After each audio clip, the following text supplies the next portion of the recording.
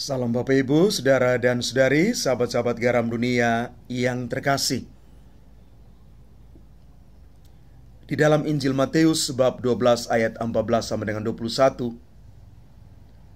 Yesus dengan keras melarang para murid untuk memberitahukan siapa Dia sebenarnya, supaya genaplah sabda yang telah disampaikan. Sebenarnya apa maksud dari kata-kata Yesus ini? Bapak Ibu Saudara-saudari yang terkasih, kita harus jujur mengatakan bahwa seringkali alam itu mengajarkan kepada kita banyak hal. Kita bisa belajar dari ilmu padi, semakin berisi, semakin merunduk. Dan bukan dari alang-alang, semakin tidak berisi, semakin menonjolkan diri. Sekalipun berada dalam keadaan yang paling hina, Kristus tetap memperlihatkan martabat kemuliaannya.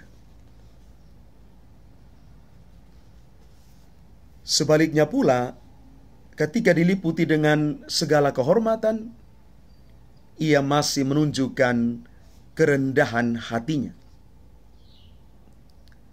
Ketika perbuatan-perbuatan besar yang Yesus lakukan memberinya kesempatan untuk bisa menonjolkan diri, tetapi Ia justru mengosongkan dirinya atau membuat dirinya tidak berarti apa-apa. Kristus memilih menyendiri, bukan menghindar. Bukan dari pekerjaannya, melainkan dari bahaya, sebab saatnya belum tiba. Ia menyingkir dari sana. Ia bisa saja mengamankan dirinya dengan berbagai mujizat. Namun Yesus memilih melakukannya dengan cara biasa, yaitu dengan menyingkir dan menyendiri. Dalam hal ini, Yesus merendahkan dirinya sendiri dengan terdorong untuk berbuat apa yang biasa diperbuat oleh orang yang sungguh tidak berdaya.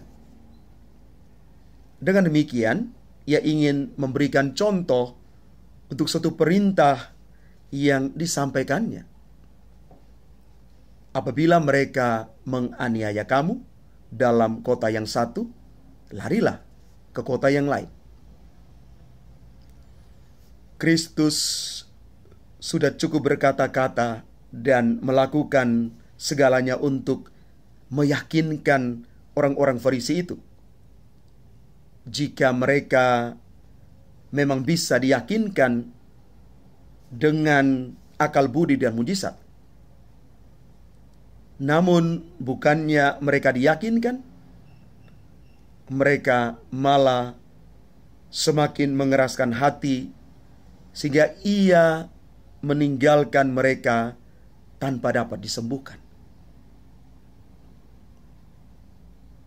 Bapak Ibu Saudara-saudari yang terkasih, Kristus Yesus tidak menyendiri demi kenyamanannya sendiri, atau mencari-cari alasan untuk meninggalkan pekerjaannya. Ia masih disibukkan dengan pekerjaannya. Ia malah masih berbuat kebaikan ketika terpaksa menyingkir supaya bisa menyendiri. Pada titik ini, kita mau belajar bagaimana harusnya bersikap rendah hati dan meluangkan waktu untuk menjalin keakraban dengan Tuhan dalam situasi hening. Sebab hanya dengan keheningan hati dan jiwa, orang bisa masuk ke dalam diri sendiri dan semakin bertumbuh di dalam kerendahan hati. Maka cobalah kita hening sejenak untuk merasakan kehadiran Tuhan di dalam hidup kita, di dalam setiap pekerjaan karya pelayanan kita. Bapak Ibu, kita berhadapan dengan satu dunia yang sibuk, dunia yang terus bergerak, dunia yang tidak bisa hening.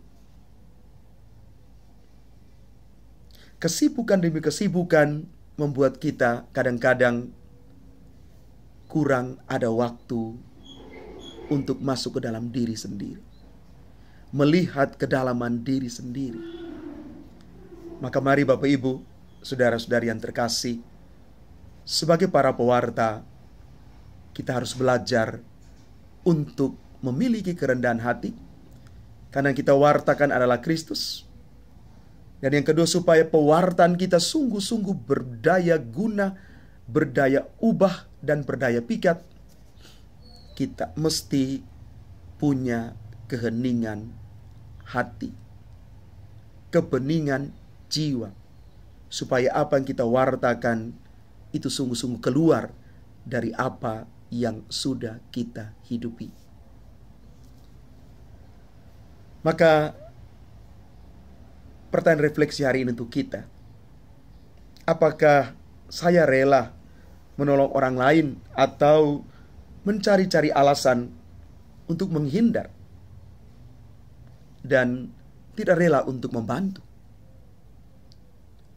Seberapa pentingkah waktu hening itu untuk saya? Mari Bapak Ibu, ambil waktu sejenak